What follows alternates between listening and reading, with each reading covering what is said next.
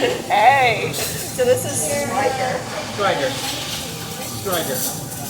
And then Eric on son of Eric King of Gondor? I have no idea what you just said. Strider with a D. Spell that.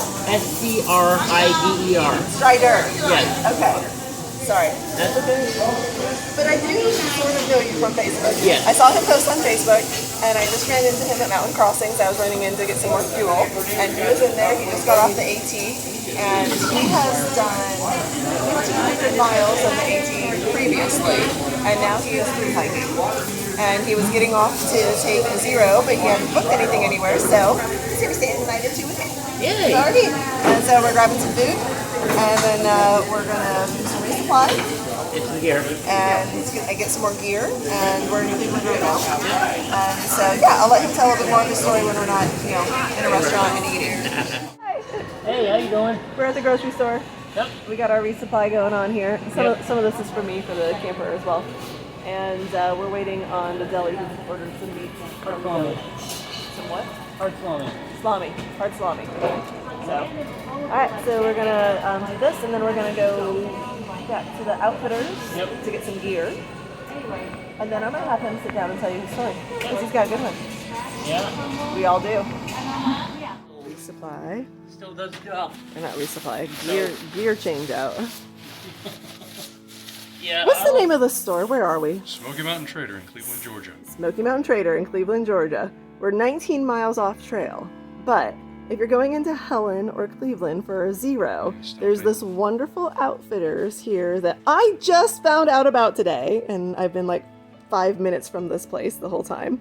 And they've got upstairs is all of your clothing and bags and sleeping bags, sleep systems. Down here we've been shopping and having fun. They got everything you need, including doggy stuff. And including my favorite new sticker that I'm about to buy that goes to, what does this go to? Phoenix says buy a sticker. It goes to the Smithgall Woods Animal Shelter. And I am buying Chase Views, not dudes. Yes. I might be buying new shoes. More comfortable shoe. Is there a particular model? I've always used the Tar Heel 2 talls. They discontinued Target 2. And that's why we're having trouble with shoes. So they still produce it in the low. Yeah. The most comparable tread pattern to Target.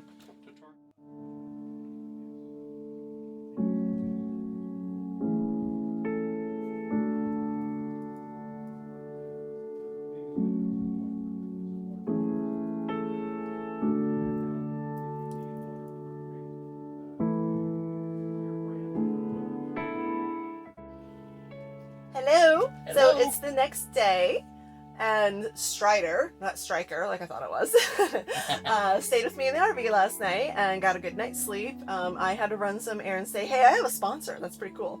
But Yeah. I will tell more about that in a different video. But yeah, so I ran some errands today. He got a good nap in on a zero day and repackaged some things in his pack.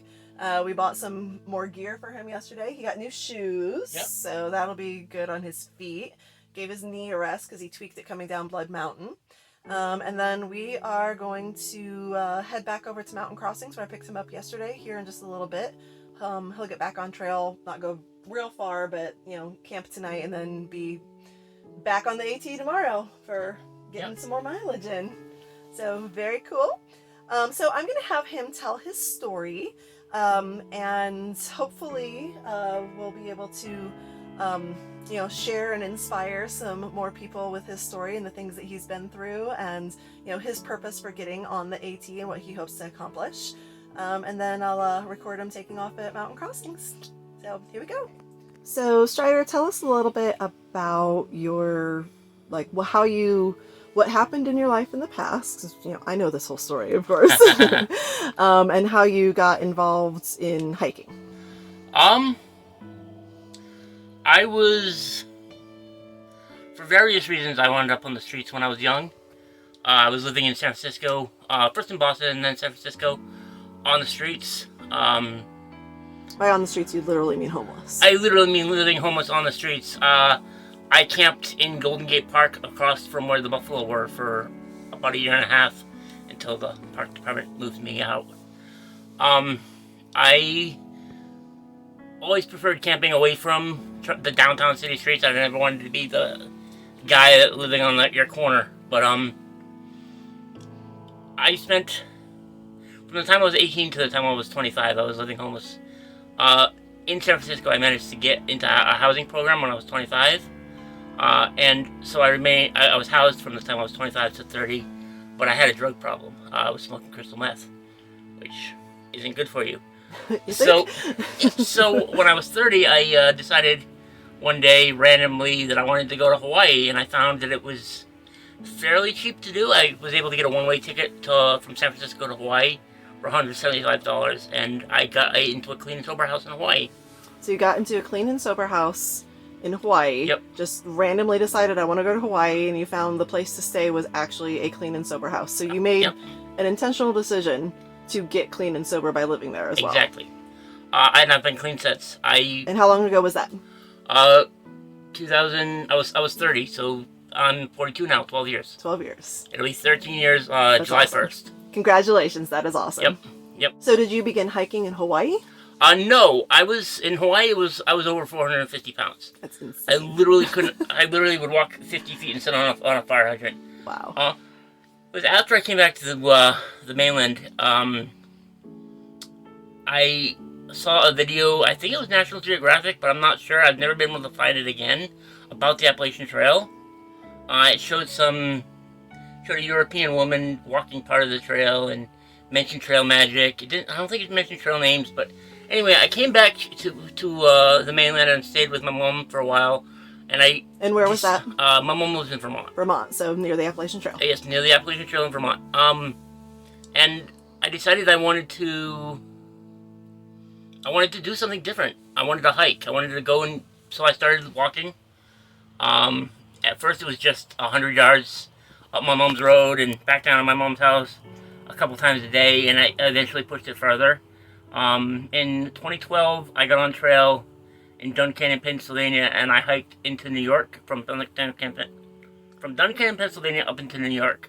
And then I went back to my mom's house and hiked Vermont southbound from Hanover, New Hampshire to the Vermont-Massachusetts border. That is amazing. So that was 10 years ago. That was 10 years ago, in 2012. I decided I wanted to attempt a thru-hike, and so in 2013, I headed to Georgia, and I hiked from Springer up to the town of Bastion, Virginia, at which point I had I got some sort of bronchitis infection in my lungs, and I had an abscess in my back, in my lower back from my pack belt. My pack at the time was pretty heavy. I was carrying like 45 pounds.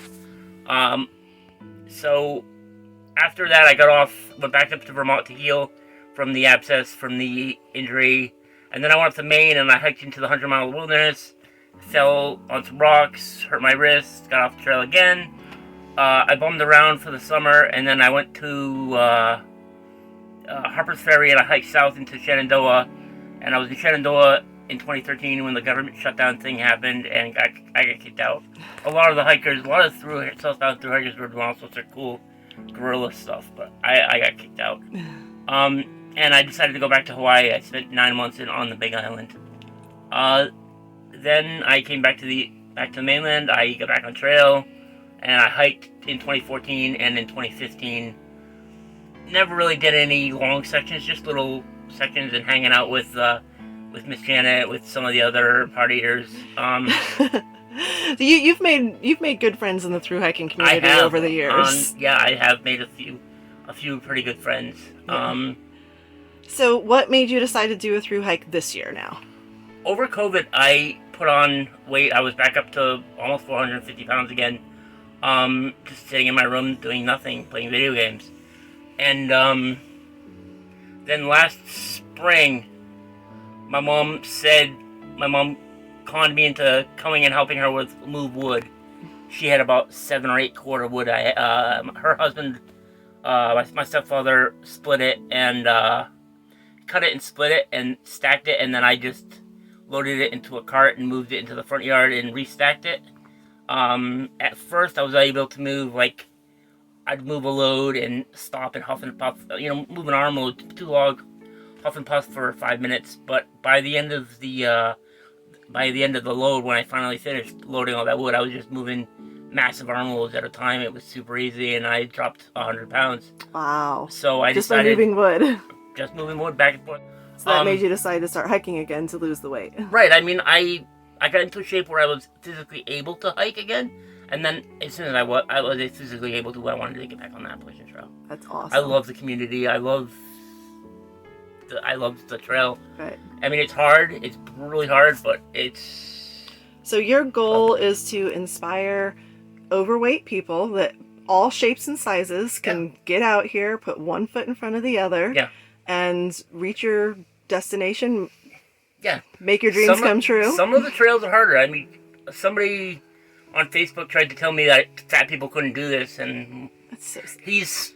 who knows what he's doing, but he's not out here hiking with me. So. That's right. He's not out here hiking with you, so take that. I walk here from Neal's Gap, or from Springer. I made to Neal's Gap.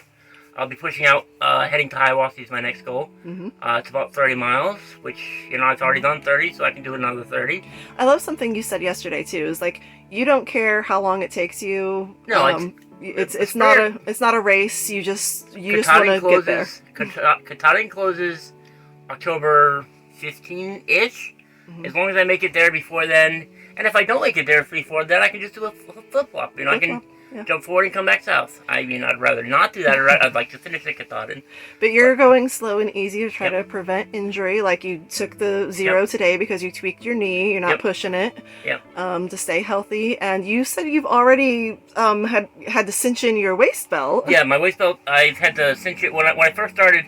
Now I belt up here. And I know that's a lot of people have told me you're supposed to go down around your waist, but whatever. Do where it's comfortable. Yeah, it's better for my sense of balance. But I've already had to tighten the waist belt about 2 inches. That's awesome. After only a couple of days on the trail. 30 miles. So, 2,200 miles, and your goal is to lose how much weight? I would like to drop 150. My starting weight was 360 pounds. I haven't been able to find a scale. I am going to, I believe, Franklin. Franklin has a lot of, Franklin, North Carolina has a lot of stores. I'm hoping that town... Maybe there'll be a doctor office. I can just go in and be like, hey, can I take my weight real quick? Something like that. I'm going to look for... to monitor it along the way. I'm going to try to monitor it along the way. Post that inspiration. Exactly. All right, so what's your YouTube channel? My YouTube channel is Eryk's Great Adventure. Eryk's Great Adventures. And I'll put that on here because he spells his name with a Y. Yes. Eryk. Yeah, it's the Norse spelling. That's right, it is the Norse spelling. Yeah. All right. So Eryk's Great Adventure. Strider/Eryk. Thank you so much for your inspiration. I love having the people here that I've been able to do some trail magic with and share your stories and inspire others. And go follow him on the AT, and I will see you at Katahdin.